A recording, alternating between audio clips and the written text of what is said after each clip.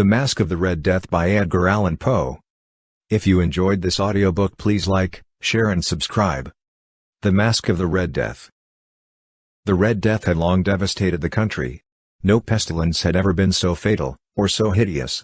Blood was its avatar and its seal, the redness and the horror of blood. There were sharp pains, and sudden dizziness, and then profuse bleeding at the pores, with dissolution. The scarlet stains upon the body and especially upon the face of the victim, were the pest ban which shut him out from the aid and from the sympathy of his fellow men. And the whole seizure, progress and termination of the disease, were the incidents of half an hour. But the Prince Prospero was happy and dauntless and sagacious. When his dominions were half depopulated, he summoned to his presence 1,000 hale and light-hearted friends from among the knights and dames of his court, and with these retired to the deep seclusion of one of his castellated abbeys. This was an extensive and magnificent structure, the creation of the prince's own eccentric yet august taste. A strong and lofty wall girdled it in. This wall had gates of iron. The courtiers, having entered, brought furnaces and massy hammers and welded the bolts. They resolved to leave means neither of ingress nor egress to the sudden impulses of despair or of frenzy from within. The abbey was amply provisioned. With such precautions the courtiers might bid defiance to contagion. The external world could take care of itself. In the meantime it was folly to grieve, or to think. The prince had provided all the appliances of pleasure. There were buffoons, there were improvisatori, there were ballet dancers, there were musicians, there was beauty, there was wine. All these and security were within. Without was the Red Death.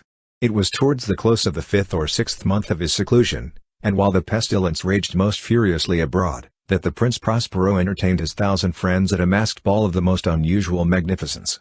It was a voluptuous scene, that masquerade. But first let me tell of the rooms in which it was held. These were 7, an imperial suite. In many palaces, however, such suites form a long and straight vista, while the folding doors slide back nearly to the walls on either hand, so that the view of the whole extent is scarcely impeded. Here the case was very different, as might have been expected from the Duke's love of the bizarre. The apartments were so irregularly disposed that the vision embraced but little more than one at a time. There was a sharp turn at every 20 or 30 yards, and at each turn a novel effect. To the right and left, in the middle of each wall, a tall and narrow Gothic window looked out upon a closed corridor which pursued the windings of the suite. These windows were of stained glass whose color varied in accordance with the prevailing hue of the decorations of the chamber into which it opened. That at the eastern extremity was hung, for example, in blue, and vividly blue were its windows. The second chamber was purple in its ornaments and tapestries, and here the panes were purple.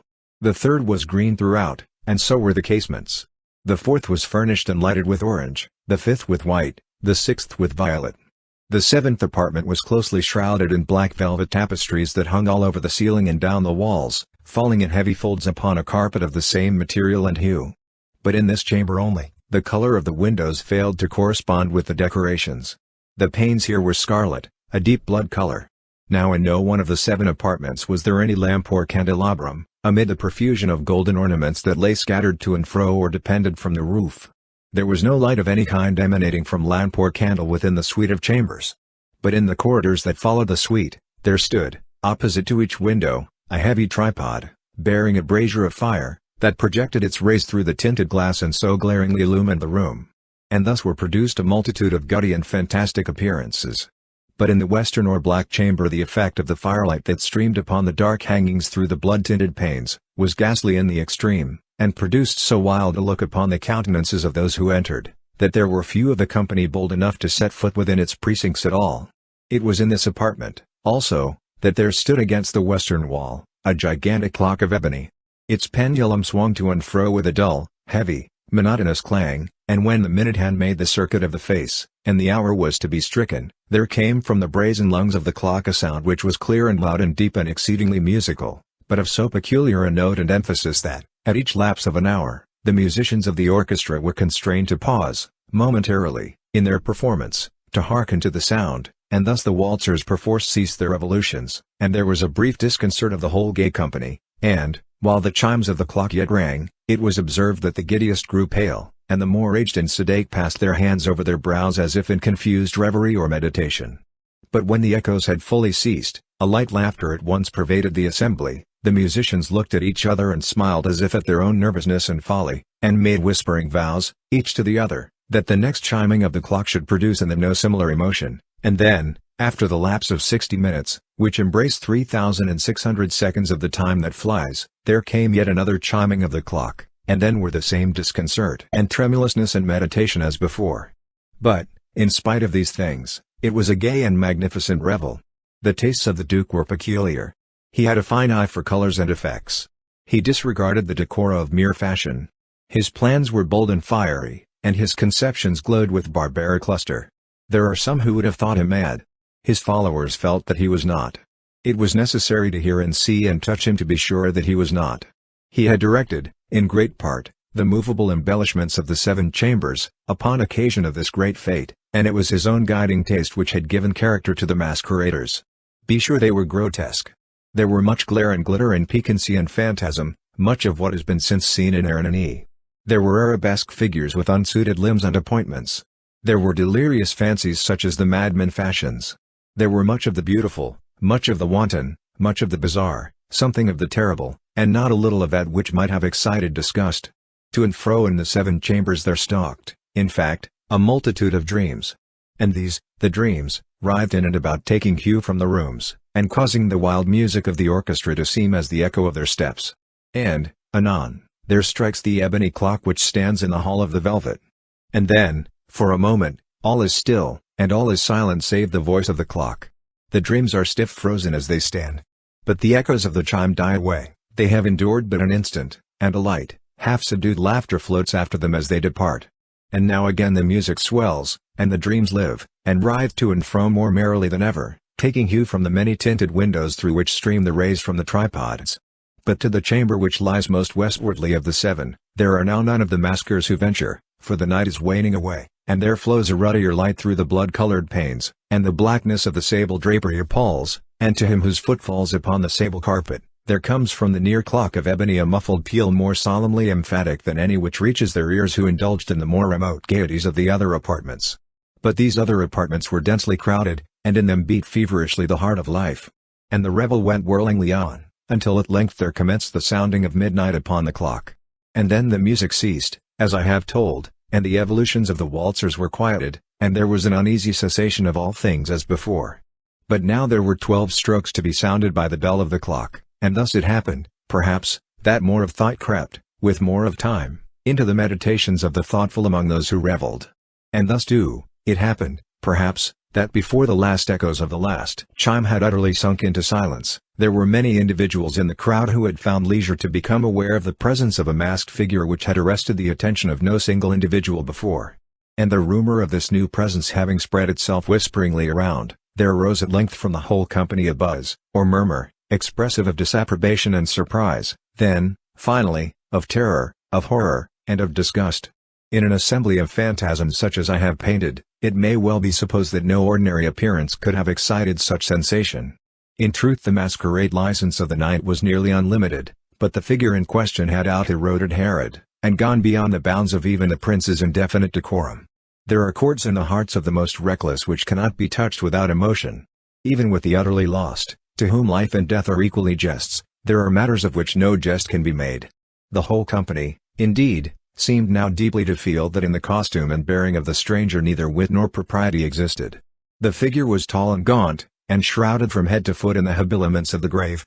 The mask which concealed the visage was made so nearly to resemble the countenance of a stiffened corpse that the closest scrutiny must have had difficulty in detecting the cheat. And yet all this might have been endured, if not approved, by the mad revellers around. But the mummer had gone so far as to assume the type of the Red Death. His vesture was dabbled in blood, and his broad brow, with all the features of the face, was besprinkled with the scarlet horror. When the eyes of the Prince Prospero fell upon this spectral image, which, with a slow and solemn movement, as if more fully to sustain its role, stalked to and fro among the waltzers, he was seen to be convulsed, in the first moment with a strong shudder either of terror or distaste, but, in the next, his brow reddened with rage. "Who dares," he demanded hoarsely of the courtiers who stood near him, "who dares insult us with this blasphemous mockery? Seize him and unmask him, that we may know whom we have to hang, at sunrise, from the battlements." It was in the eastern or blue chamber in which stood the Prince Prospero as he uttered these words. They rang throughout the 7 rooms loudly and clearly, for the prince was a bold and robust man, and the music had become hushed at the waving of his hand. It was in the blue room where stood the prince, with a group of pale courtiers by his side. At first, as he spoke, there was a slight rushing movement of this group in the direction of the intruder, who at the moment was also near at hand, and now, with deliberate and stately step, made closer approach to the speaker.